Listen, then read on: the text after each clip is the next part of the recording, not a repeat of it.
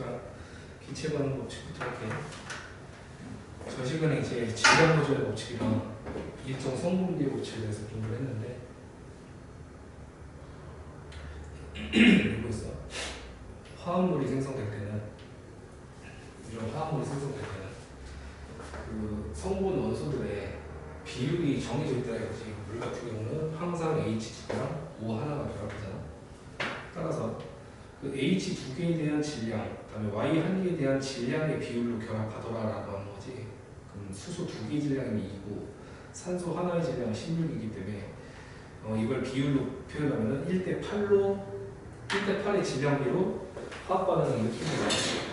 이 1대8의 비율을 우리가 뭐라고 하는 거야? 일정 성분비라고 하는 거지. 일정 성분비. 그렇게 되면 생성물에 해당하는 거지. 생성물에 해당하는 물은 질량 보존의 법칙에 의해서 부과되는 거지. 그래서 저 안에 화학 반응의 안에 질량 보존의 법칙이랑 일정 성분비 법칙 두 개 다 있는 거야.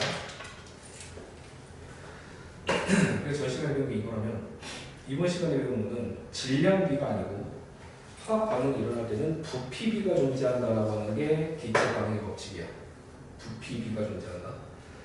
질량이라고 하는 거를 일상생활에서 표현할 때는 그램이나 킬로그램으로 표현하고 부피를 표현할 때는 밀리리터나 리터를 사용하는 거 알고 있니? 부피는 밀리리터나 리터를 쓰는 단위를 부피라고 하는 거야. 한 가지 예를 들면 너가 슈퍼에 가서 콜라를 샀잖아. 콜라를 살 때 이제 크기 종류가 여러 개가 있지. 그거를 어떤 걸로 사? 리터 단위로 살까 봐. 500ml는 뭐 1.5리터 이런 식으로 해서 그거는 이제 부피에 대한 값인 거고 질량이라고 하는 거는 우리가 그램 또는 킬로그램을 쓰는 값이라고. 맞지? 여기서 기체 반응 법칙은 내가 방금 얘기했다시피 이 부피비라고 했으니까 부피 사이에 간단한 정수비가 성립한다. 이게 핵심이야. 그래서 리터 단위 또는 밀리리터 단위로 비율이 성립하는 것을 우리가 기체 반응 법칙이라고 한다. 굉장히 중요한 것 중에 하나가 얘는 꼭 기체 반응에서만 성립해. 고체나 액체가 낀 게 있으면 이 법칙이 성립하잖아. 반드시 기체여야지만 성립하게 된다. 그래서 의외로 되게 중요한 게 이 기체라는 말이 되게 중요해요. 이게 어긋나면은 반응물과 생성물 안에 기체가 없으면 성립 안 해. 무조건 다 기체인데 100%.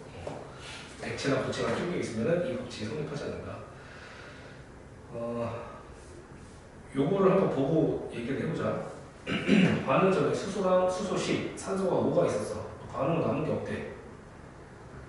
그럼 실제로 반응에 참여한 게 수소 10, 산소 5가 참여한 거지. 그렇게 해서 수증기가 얼마큼 나왔대? 10이 나왔대. 이 비율이 몇 대 몇 대 몇으로 보여? 그렇지. 2대 1대 2의 비율로 보이지? 밑에 있는 자료 해석해 볼게. 20이랑 5를 넣었더니 수소가 10이 남았대. 그럼 실제 화학 반응에 참여한 거는 수소가 10이 남았으니까 수소는 몇만 참여해서? 10만 참여한 거지. 산소는 5 그대로 다 참여한 거고. 그랬더니 수증기가 10이 나왔대. 역시 비율이 어떻게 나와? 2대 1대 2. 마지막 세 번째 더 살펴보면은 20, 20이 넣었더니 산소가 10 나왔대.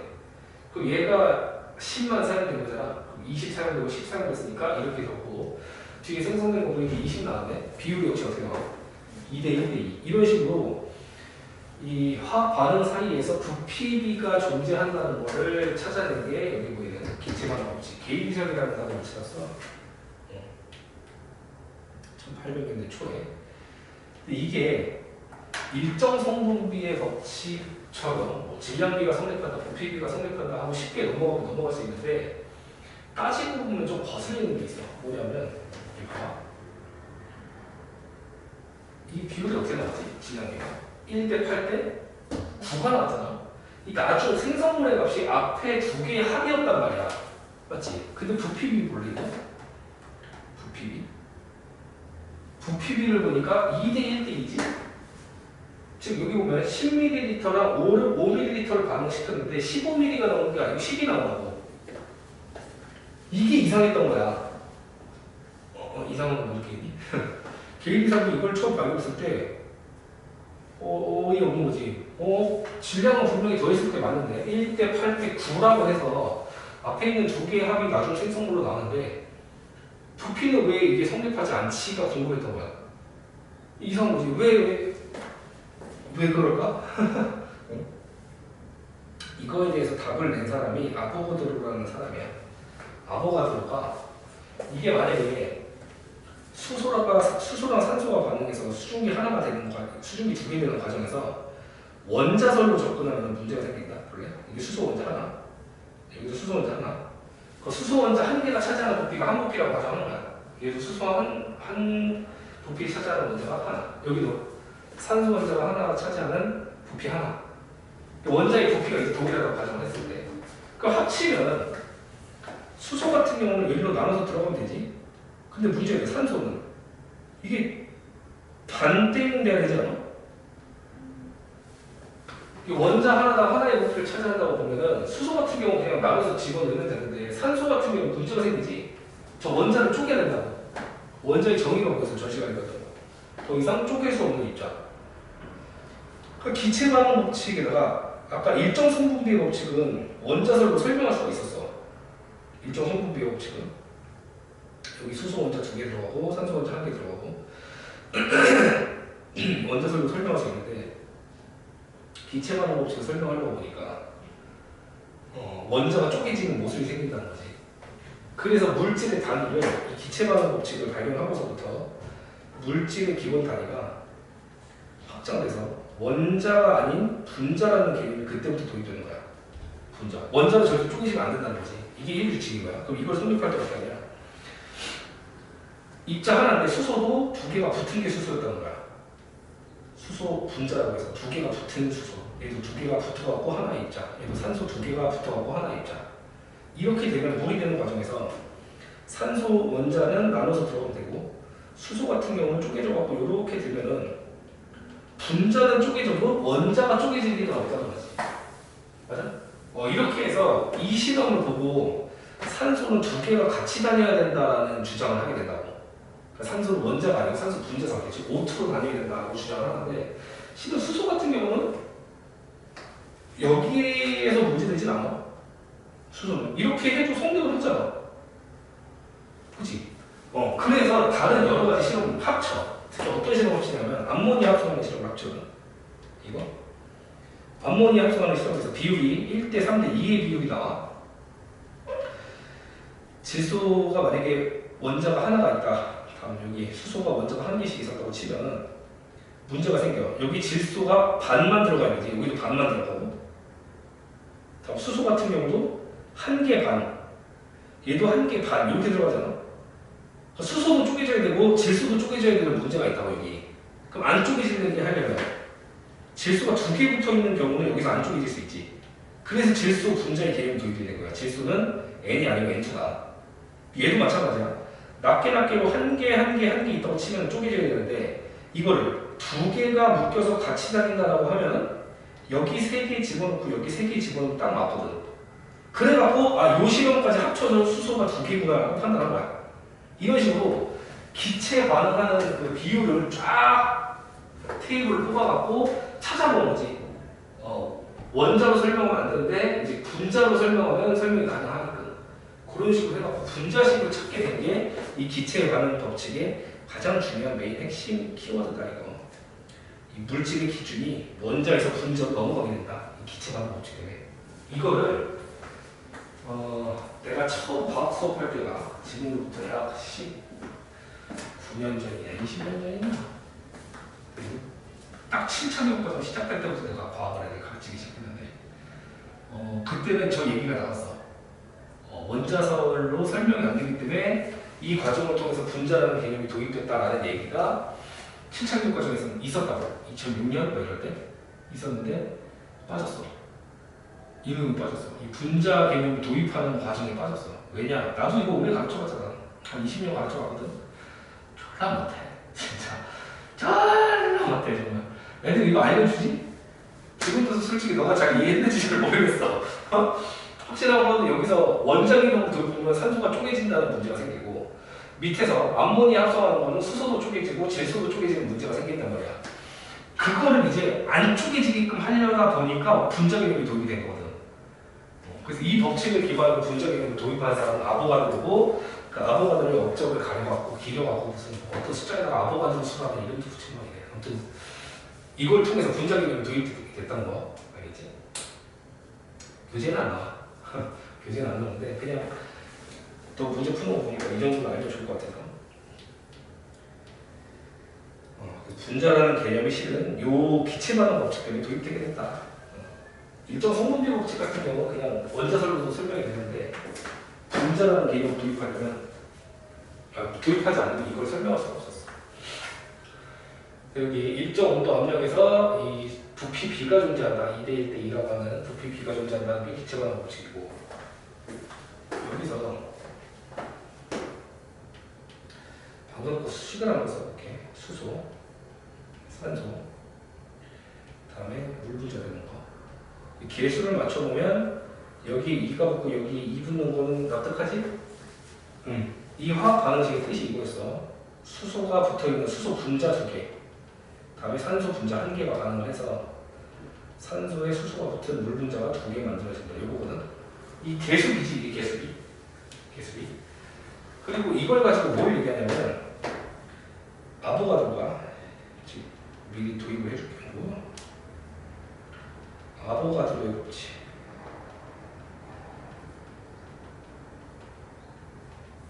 기체 종류와 무관하게 같은 부피 속에 같은 수의 분자가 들어간다. 기체의 분자가 좀 들어간다. 이게 아보가드로 법칙이거든. 같은 부피 속에는 같은 수의 기체 분자가 들어간다. 요만 공간에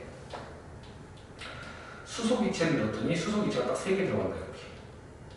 그리고 여기에 산소를 집어넣어도 3개 들어가는 거고, 이렇게. 이건 또 기체 뭐 알고 있냐? CH4 메테인 가스를 집어넣어도 3개 들어간다는 거거든. 이게. 같은 부피 속에 같은 개수가 들어간다. 그럼 개수가 2대 1대 2로 반응한다는 것은 이 아보가드로 법칙 때문에 반응하는 부피의 비율이 2대 1대 2가 된다는 거야. 아보가드로 법칙 때문에. 이게 반응하는 분자 사이즈잖아. 맞지? 2개, 1개, 2개 반응한다 이거잖아. 같은 부피 속에 같은 개수가 들어가니까 2개면 2부피, 1개면 1부피, 또 2개면 2부피. 이런 식으로 해서 아보가드로 법칙 때문에 부피 B가 성립할 수 있다라는 결론을 내리게 돼. 됐고, 요런 거는 이제 기체 반응 법칙이 성립 안 해. 왜? 탄소가 고체거든. 산소 기체, 이산탄소 기체들도 탄소가 고체이기 때문에 부피 B가 여기서 성립 안 해. 그럼 이게 이제 왜 성립하냐? 아보가드로 법칙이 성립하는 이유가 뭐냐라고 했을 때, 지금 요 한 부피 안에 6개 들어갔지? 여기도 6개 들어가고 여기도 6개 들어갔지? 맞아? 종류에 상관없이 같은 개수가 들어갈 수 있는 거니까 이걸 처음에 이제 제시를 했을 때 엄청 사람들이 놀린다고. 왜 놀리냐? 만약에 이 공간에 코끼리를 집어넣어도 이거 2마리 정도가 들어간대. 그럼 여기에 종류에 상관없이 2개 들어간다는 거잖아? 개미를 넣어도 2개 들어간다는 얘기거든. 이 얘기를 하니까 사람들이 비웃은 거야. 어떻게 같은 공간 속에 같은 개수가 들어가? 종류에 상관없이. 맞아? 기체 분자는 가능하대. 왜? 분자라는 세계 자체가 워낙 미시세계지. 아주 작은 그 세계에서는 커봤자 분자라는 거야. 너 우주 규모로 봤을 때 인간계의 가장 큰 사람이 지금 대한민국의 제일 큰 사람이 최홍만 맞나? 내가 아는 사람 중에서 적어도 최홍만이 제일 큰 것 같아. 화승진 아니면 최홍만인 것 같아. 그 둘이 제일 큰데 우주 규모로 보면 걔네들이 먼지 아니냐? 우주 규모로 보면 먼지라고 표현할 수가 없어. 그거는 너무 작은 존재라고. 이게 지금 딱 그 상태야. 우리 세계에서 분자들의 세계는 너무 작은 세계이기 때문에 거기서 커봤자 의미가 없다고. 그럼 진짜 의미 있는 게 뭐냐?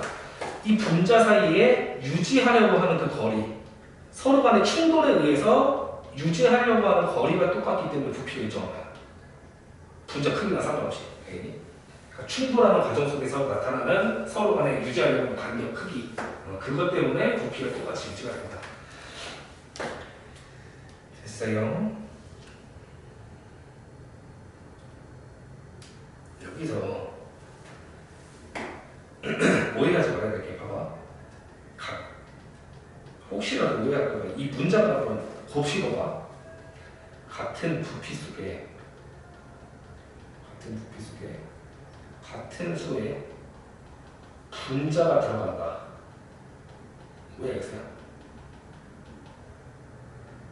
뭐야 이거? 여기도 6분자, 여기도 6분자, 여기도 6분자. 맞지? 분자는. 근데 여기서 같은 수에 원자가 들어간다 이러면 어때? 이거는 성질 많거든. 한번 세봐 이거 원자. 분자 하나가 원자 두 개로 되지? 2, 4, 6, 8, 10, 12 12개야 원자. 여기도 2, 4, 6, 8, 10, 12 12개야. 근데 얘는 4개의 원자가 하나의 분자가 되거든. 4, 8, 12, 16, 20, 24란 말이야 이미. 그래서 원자 같은 수에 원자가 들어간다는 잘못된 표현이라고.